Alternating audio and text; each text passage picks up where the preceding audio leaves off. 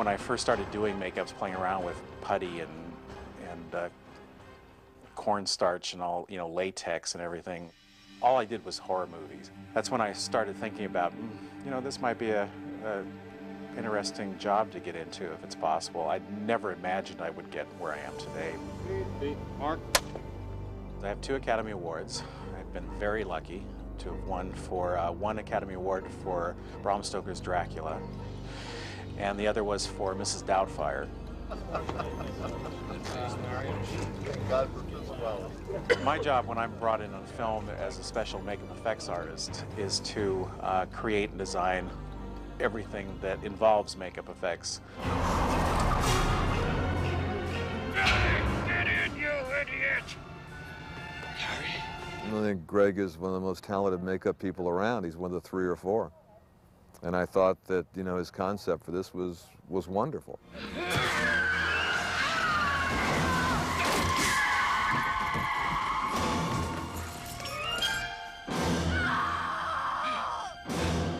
It was quite a challenge on this film just because we did all the work here in my shop in LA, and they were shooting in Camden, Maine. And just to fly to Maine with all the plane transfers and that takes a good 12 hours. I need to be here working in the shop, helping with the designs and making sure everything's going that direction. And I need to be there to make sure everybody's doing the makeups right and talking with Tom and making sure what's coming up is going to work. So it was incredibly difficult.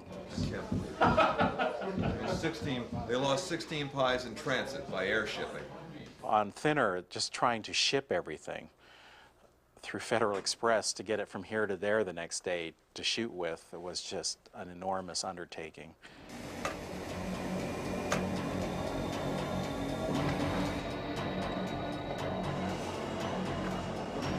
The crew we used on Thinner, it was an enormous crew, and I don't think people realize how much work goes into these films, but I had probably 15 to 20 mold makers. There was one person running all the foam, and he had assistants helping him, and he was running foam day and night in the ovens. There were sculptors. We had about 6 really great sculptors who were just sculpting right and left. There's painters who sit down and pre-paint certain makeups before they go out. Maybe you want to come with me? Oh,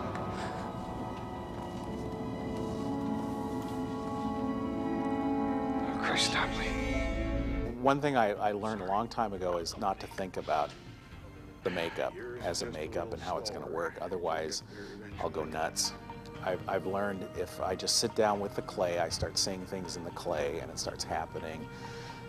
And eventually it turns out what it's going to be. When I first read the script, of course I've always wanted to work on a Stephen King novel, and the script was so great. Do I have to? Oh, yes. Yeah. Well? $2.97. Billy, you were $2.97 last week. Well, it takes some time for these diets to work. To me, if you didn't believe the fat makeup at the beginning of the film, it didn't matter what else we did in the film. That really worried me a lot. When I do a film and start designing it, I like sculpting the makeup or effect on a real actor's face. You take the head cast, you get the copy of their head, and then you just have to work with their features. The process for doing a makeup on Robert, we'd have Robert sit down and say for the fat makeup, which was one huge slip over the neck piece, we'd slip on him and we'd glue it onto him, and then we'd have to, around the mouth was very tricky, we'd have to sit there and sometimes do it 2 or 3 times, glue it down or unglue it and re-glue it and get it positioned just right. And once you get that down, go around the edges with some special Pax paint that would help blend the edges more into the skin, which would kind of cover the edges a bit on them, kind of spatulate that in, a thick makeup basically. And then we go over with the base makeup, which was a little darker than his skin color. And we'd go over that and just cover everything with that. Once I did that, I would go in with a makeup, a rubber mask grease makeup, that I would lightly blotch on Then I'd go over his forehead with a little of the rubber mask grease makeup just to blend it all together.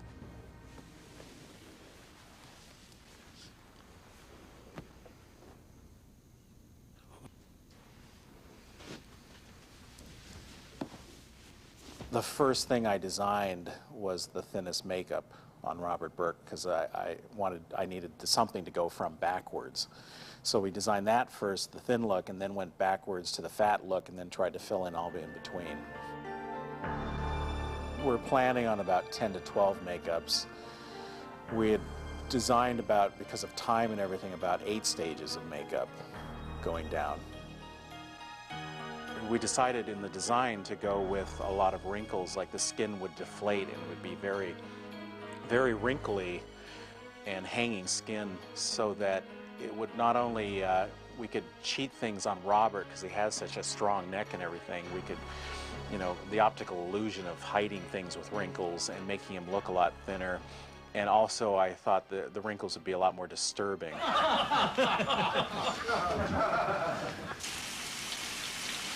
The reason we created a fat suit was for the shower scene. They said they were just going to do a shot like this on him. And I thought, well, you know, for the fun of it, we'll do a down to his bottom of his waist, we'll do a fat suit just in case, because I know they'll probably shoot it. And then when he got under the showers, of course, it being foam latex, it just started absorbing the water. So as they were shooting these scenes time after time, plus he's getting soap and washing his hair and everything, and we're just going, oh, watching, you know, chunks of hair fall out occasionally. And then I realized that the water was soaking in, absorbing it, and it was getting so heavy, it was actually pulling down his shoulders and the rest of his body as it was getting heavier with the water, which I thought, well, it works with the film. He's getting thinner and everything's starting to sag and hang. Linda Notaro created about 8 different suits for Robert Burke.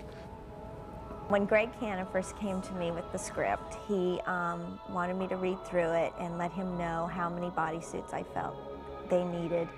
What made Thinner different and more challenging for me was that in previous movies, like Mrs. Doubtfire, there was only one bodysuit, but in Thinner there were several, and they had to have a gradual change from each suit. So they had to be fairly close together in size, but yet have a smooth transition from the largest to the smallest. We're able to make small variations between the different sizes of suits by adding belly pads, different size belly pads underneath the actual stomach piece that was on the suit. In order to make the bodysuits as comfortable as possible for the actor, I like to make it in 2 pieces. There's a bottom and there's a top. They zip together around the waist so that it can easily be accessible to take either the top off or the bottom off. Also, to keep them cool while they're wearing the suit, we have what's called a cool suit, which is a vest that they wear with tubing running throughout it, and will run cool water through that in between scenes so they can get cooled off. What we ultimately ended up with were 4 stages, and I'm starting with the largest stage here, which is actually a size 50, a size 50 waist. But this one, we have the ability to add these little belly pieces, okay, which if you put this underneath, which this one does have one, this increased the weight, the waist measurement to a 52. So by adding and taking away these little pieces, we could take 4 stages and end up with 8 or more variances of weight and waist measurements. To be put into the heavyset bodysuit was tantamount to being wrapped tightly in a very heavy sleeping bag. Again, there was a lot of constriction, but at the same time, it did, you know, by virtue of the weight of the costume, help me in terms of body movements and things like that. There's a lot of eating sequences that Robert had to go through in Thinner, and of course we were concerned about how well the makeup would hold up because it had to be very flexible. One thing we try to do is to keep the makeup very thin around his mouth so that there would be a lot of flexibility.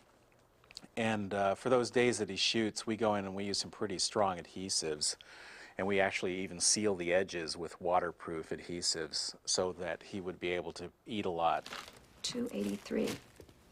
No fooling. No fooling. That is 14 pounds in 7 days. Congratulations. Yeah, not bad, huh? As Billy grows thinner, his soul grows thinner. So the difficulties were twofold. One is the mechanical task of making him go from 300 pounds to 124. And the other is the working with the actor, Bob Burke, to get the emotional trajectory of the character as he progresses from being a smug, self-satisfied lawyer to somebody whose mind starts to degenerate as his body degenerates. Gonna get you for this, Heidi. I swear I am. We were very lucky in working with Robert Burke. He's just an incredible talent, and he's such a nice guy. And he had been through a lot of heavy makeup effects on one of the RoboCop films, and he never complained once. You know, he was just so great to work with, and that's a real good thing for us to find in somebody, you know, with his talent. The interesting thing about the makeup, and I think is probably the worst part about wearing the makeup, is after 10 or 12 hours, it starts itching underneath it. So you're sitting there, you know, trying to get to it, and you can't sit there and scratch it. All you can kind of do is kind of poke it like this. At the heart of an actor is, you know, the heart of a child who's playing, and you know, here we are dressing up, and hey, Mike, you're a gypsy, and you know, hey, Burke, you're, you know, 310 pounds. Winning to winning. May it ever be so sweet. Here, here. Greg Canham doing the makeup was just really exciting for me to be a part of. There's a reason this man has 2 Academy Awards to date. I can tell you weight from right there. 159, right? And next week, gonna be 143. And the week after that, woo-hoo, we don't like to think about that, do we, mister? Well, you're working with Michael Constantine, who's a great actor. From the ground up, you empathize with him because his butt has been in that chair just as long as you have. In terms of the actual acting, you know, it helps. Now, you know, he's not Michael Constantine, the outgoing, you know, gregarious guy. He's Tadza, you know, the man with the whammy. Sir? Fin. In the scene where he actually bestows the curse on me, this man's eyes are like dancing like this, and I was just, it's tremendous. I mean, you know, the makeup helps so much in terms of my being taken aback by it. In the script for the Gypsy, the makeup, it talks about him getting a very cancerous nose and everything, and I'd asked them to make sure when you hire the Gypsy, you can get somebody with a small nose so we can really elaborate on doing a really disgusting thing. And they got Michael Constantine, who has a very prominent nose, which was fine because I found a way to work with his nose that worked very well. The truth is, one of the biggest pleasures of this kind of thing is looking forward to the day when it is all over and realizing that now you will have this strange thing on film and be able to look back at it any time and say, geez, didn't I look weird in that? And it's like a really strange memento you get to keep. Get out or I make it worse. I make it so much worse you think I bless you the first time. With Michael, we did a very extensive makeup on him. The Tadzu makeup, basically what we did was we put on we call a wrap piece, which was an old age piece with a lot of wrinkles that fit around his neck and onto the sides of his face. Then did very heavy old age stipple on him to wrinkle his skin up into the prosthetic piece. On Michael, he has very black hair, so trying to cover his eyebrows up was very difficult. I used many shades of hair whiteners and that to get his eyes eyebrows as white as I could to match the wig. We put a very long wig on him, and then just all kinds of really heavy blotchy makeup, and use this really nicotine brown stain on his skin and real heavy age spots. Just, you know, went to town with him. Wonderful. Disgusting.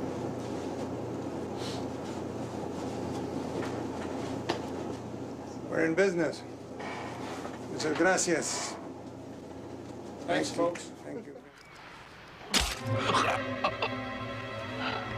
With the curse inside to somebody else. The pie sequence at the end was, they wanted really gross. It had to be a really disgusting effect. They had to first, you know, bring Robert's hand in, and he digs the knife into the wound to open it back up, and it bleeds. And we did it in one take. And it's too bad they didn't keep it in, because they cut it so it looks like a cut, you know, but it was a fake hand, and when he dug it in, it was just so painful, and the blood pouring out and just digging it in the right, you see the blade go way down the palm.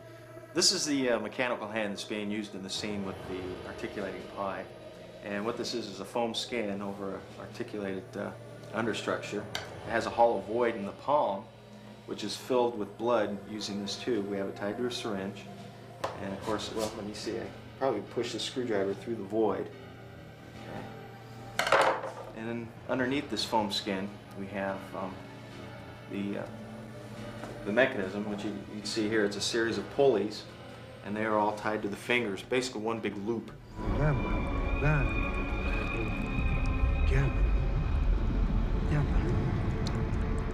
Okay. They didn't know if they wanted to do the pie as an optical effect or a mechanical effect, so we finally did a mechanical effect. Well, this is the mechanical pie for the closing sequence, a big finale where it comes to life. And this is, actually we have two ways to make the thing move. We have bladders on the surface that are going to be tied into a manifold that will actually be playing like a keyboard, and that'll undulate the surface of the pie.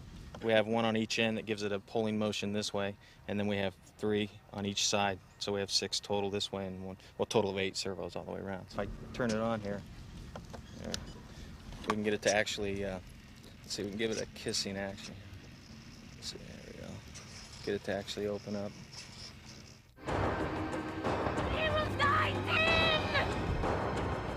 I don't usually like doing blood effects in movies when you're sticking a knife in somebody or that. I don't think it's necessary.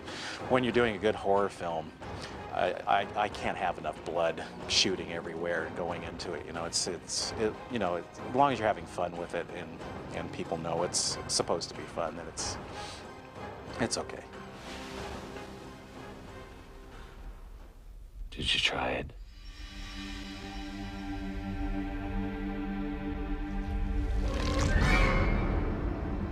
Yep. You tried it. When I grew up, I loved horror films. I loved watching, Outer Limits and The Time Machine with the Morlocks. Those are the films that got me started. When I start a film and start creating the creatures or makeups, I always think of what I would like to see. What would I like to see if somebody else did it on film? What would scare me? What would be interesting to me? So that's why I've tried to do unique designs on films, because I really sit back and try to think, what would scare me? I always go with my instincts first, and then I'll always change them if they don't like them. And usually it works out that I'm right, because I think I know what the audience wants to see. The funny thing about working on a film is you put so much work into it, you put so much of your time, sometimes a year of your life into a film, and it can be very difficult and tedious and problems and everything, but when you finally get to see it on the big screen and it's there for history and it turns out good and you're real happy with it and it works as a film and your makeup works in the film, it's just so exciting and gratifying, that it makes everything worthwhile what you went through on the film.